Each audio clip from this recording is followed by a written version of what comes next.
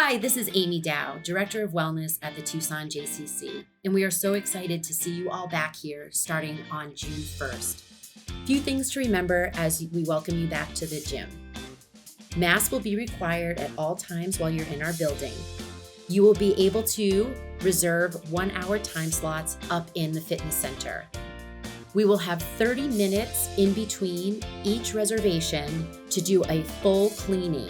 We have a special electrostatic cleaner that will spray all the equipment and all touch points to keep your workout safe.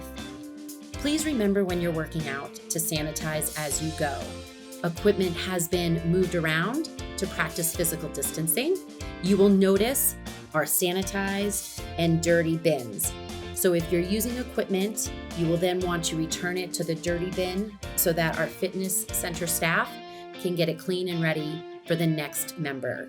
Please follow our directional arrows as you make your way through the fitness center and help us all practice physical distancing.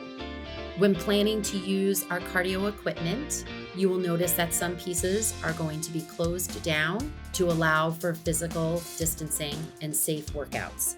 There will be no locker room use during the initial stage of our opening, so please plan accordingly.